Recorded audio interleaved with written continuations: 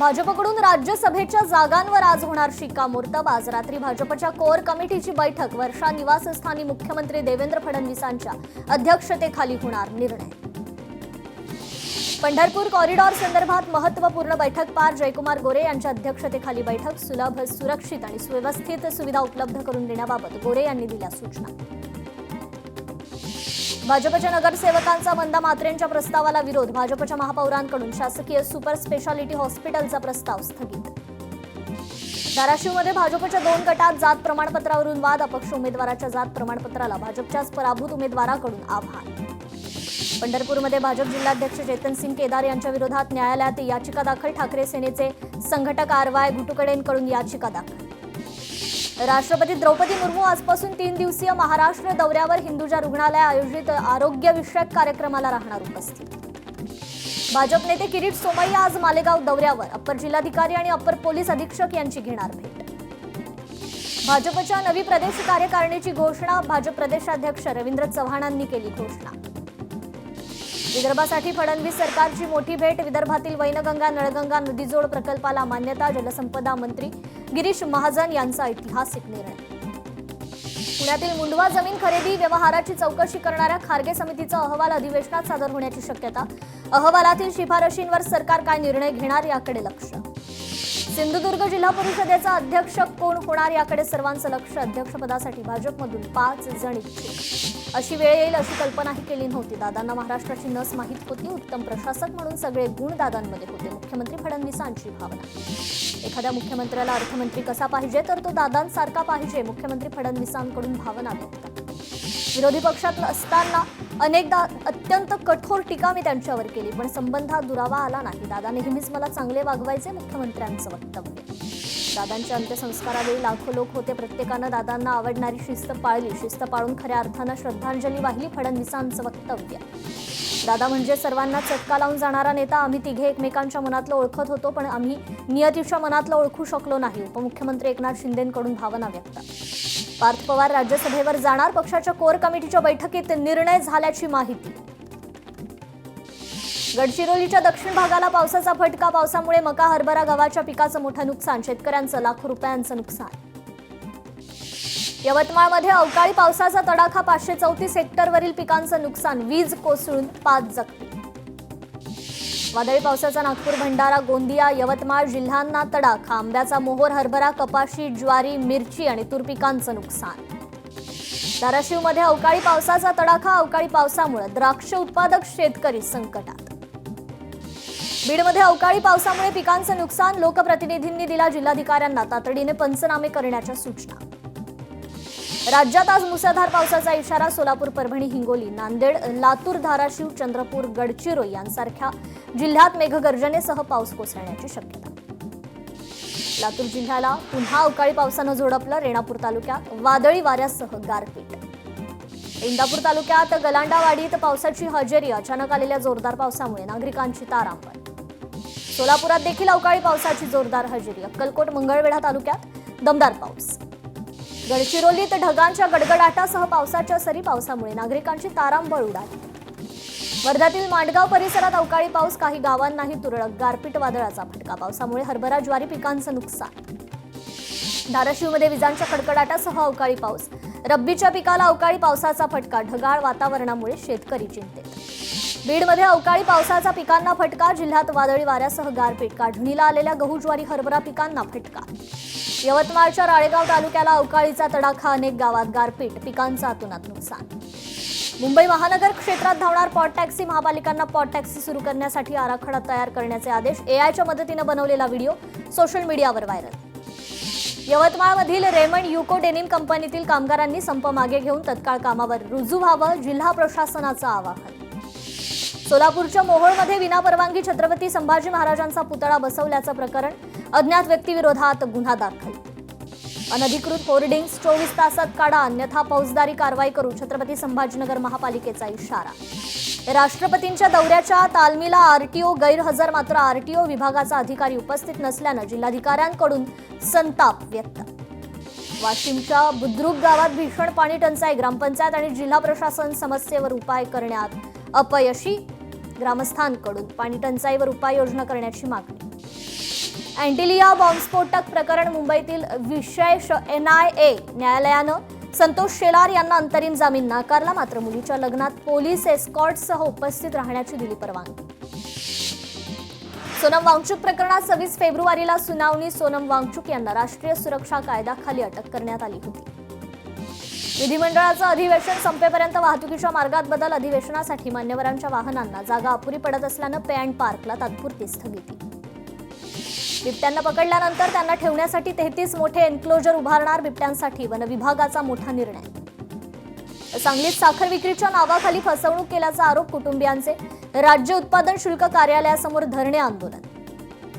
अमरावतीत 7 दिवस भरणार अभियानाचा महाकुंभ. 26 फेब्रुवारीपासून अमरावतीमध्ये होणार 22वी राज्यस्तरीय बालनाट्य स्पर्धेची अंतिम फेरी.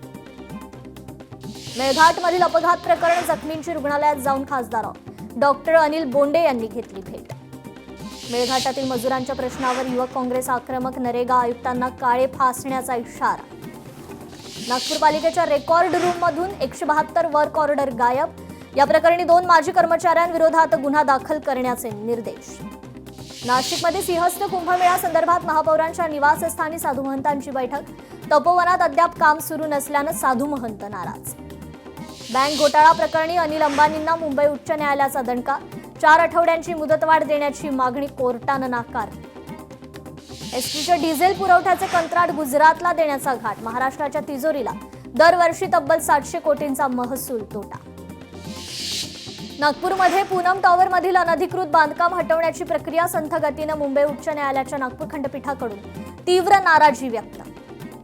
तेजस विमानाचे लँडिंग दरम्यान ब्रेक फेल झाल्यामुळे अपघात झाल्याचा दावा. घटनेनंतर सर्व तेजस विमानांची उड्डाणं रद्द करून तपासणी करण्यात आली.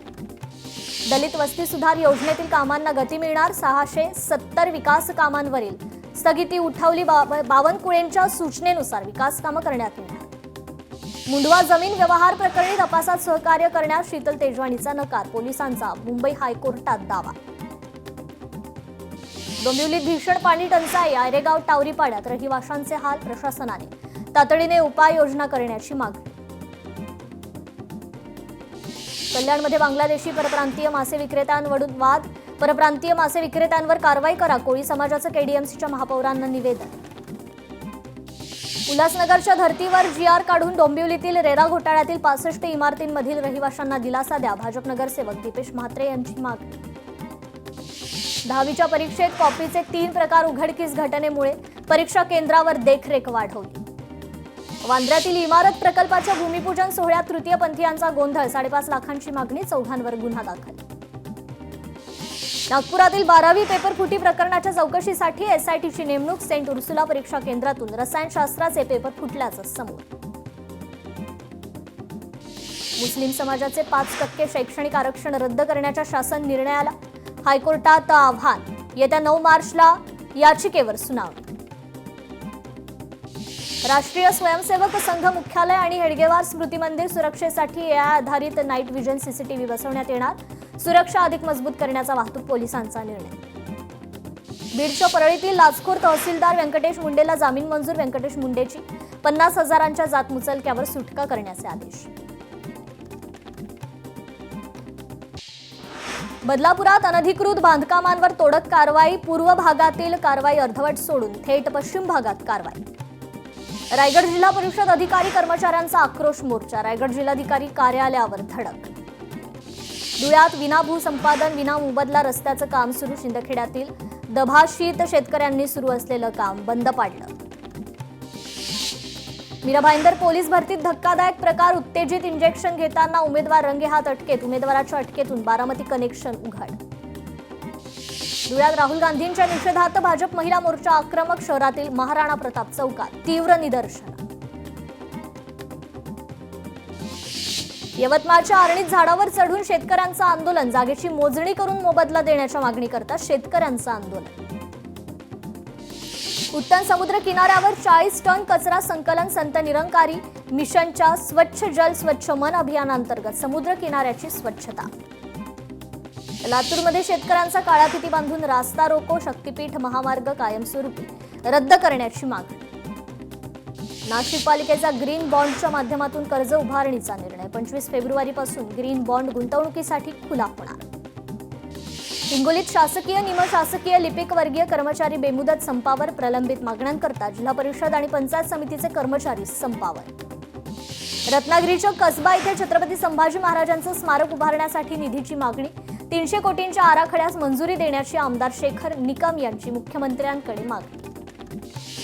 संत गाडगेबाबा अमरावती विद्यापीठाचा 42वा दीक्षांत समारंभ उत्साहात पार. समारंभात 85 विद्यार्थ्यांना विविध पदकं आणि पारितोषिकं प्रदान.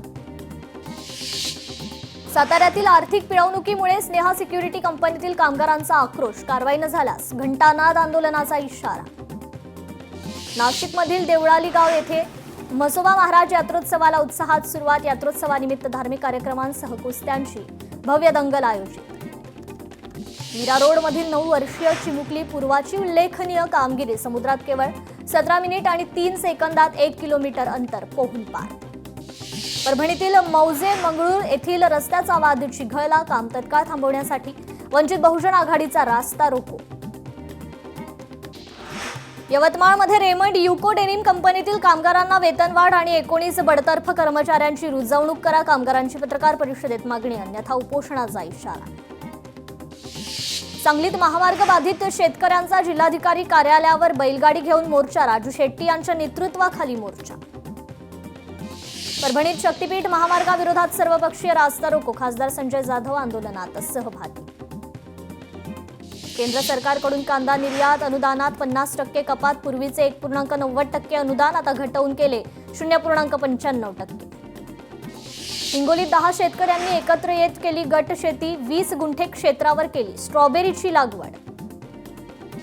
नाशिकच्या चांदवडमध्ये कांदा मक्याच्या भावात घसरण. संतप्त शेतकऱ्यांची कांदा लिलावात घोषणाबाजी. बदलत्या वातावरणामुळे कोकणातील आंब्याचा मोहर पूर्णपणे गळून गेला. आंबा बागायतदार हतबल. छत्रपती संभाजीनगरात चालू गाळप हंगामात आतापर्यंत 27 लाख क्विंटल साखर उत्पादन. गेल्या वर्षीच्या तुलनेत 7 लाखांची वाढ. मराठवाड्यात अवकाळी पावसाने वीज कोसळून दोघांचा मृत्यू. शेती पिकाचं देखील मोठं नुकसान.